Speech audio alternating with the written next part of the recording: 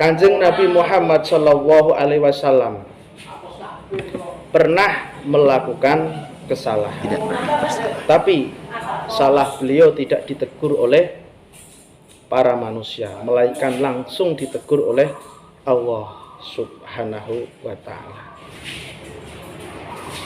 Dengan dasar apa kita mengkaji ilmu agama? Di dalam Al-Quran ada surat yang namanya surat Abasa, yang bermakna bermuka masyam.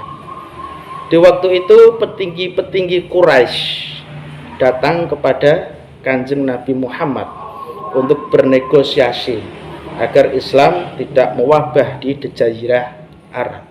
Datanglah satu orang suku Badui mengucapkan, Kanjeng Nabi Muhammad, kapan kiamat akan datang? Seketika itu Kanjeng Nabi Muhammad bermuka masyam. Lebih penting mana pertanyaan suku Badui, dan lebih penting mana pemuka-pemuka Quraisy itu berkumpul untuk damai sama Kanjeng Nabi Muhammad? Ditegur oleh Allah Subhanahu wa Ta'ala, dan sekarang menjadi satu mushaf, salah satu surat dari Al-Quran, yaitu Abasa. Nabi secara umum, khususnya baginda Nabi, adalah tidak pernah bersalah. Maksum, tidak pernah bersalah. Itu yang harus diyakini. Makanya sifat ismah hendaknya lebih ditonjolkan itu. Termasuk ada sifat siddiq, tabligh, fatona, ada 4 sifat. Sehingga ada dalam tulisan kita ismah kita tonjolkan, karena apa? Agar bisa semakin memahami bahwasanya Nabi memang ismah, terjaga dari dosa. Adapun masalah abasa wa tawalla, dikatakan itu adalah teguran baginda untuk baginda Nabi di saat baginda Nabi lebih waktu itu mengajak pembesar-pembesar Quraisy, Sanadid Quraisy di dalam berdakwah, sementara di situ ada Abdullah ibn Ummi Maktum yang sudah beriman, orang baik. Lalu Nabi semangat. Lalu ditegur oleh Allah, abasa wa tawalla. Jadi seolah-olah Nabi ini adalah Nabi meninggalkan Abdullah bin Ummi Maktum. Dalam hal ini adalah, bukankah dikatakan seorang Nabi boleh berijtihad di dalam berdakwah?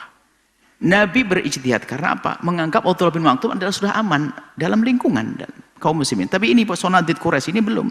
Jadi Nabi bersemangat ke sana bukan karena Nabi ingin meninggalkan Abdullah bin Ummi Maktum. Kemudian Allah mengingatkan, itu bukan mengingatkan dari salah menuju benar, tapi mengingatkan kepada baginda Nabi dari hal yang benar menjadi hal yang lebih baik lagi. Bukan dari salah menuju benar, tapi dari yang baik menuju lebih baik. Waktu Nabi mengajak orang kafir Quraisy adalah sangat baik. Akan tapi Nabi pun diajarkan oleh Allah agar memperhatikan juga ini. Karena dia mungkin ada kerinduan atau ada hal yang ingin disampaikan, maka hendaknya seperti itu. Jadi bukan dari salah menuju tidak salah, akan tapi dari yang benar menjadi hal yang lebih lagi. Tidak. Jadi jangan sampai ada mengatakan Nabi adalah melakukan kesalahan. Adapun wajadaka dhalan fahada, ini adalah kisah pada zaman kecil. Nabi itu pernah sesat di dalam Syaib, di jalan-jalan yang ada di kota Mekah. Akhirnya Allah berikan petunjuk, bukan dhalan sesat. Bukan sesat, banyak tafsiran, tapi yang jelas bukan itu adalah dhal sesat seperti orang-orang sesat. Kalau ada orang salah memahami kesesatan, lalu itu adalah kesalahpahaman. Tidak, Nabi tidak akan sesat.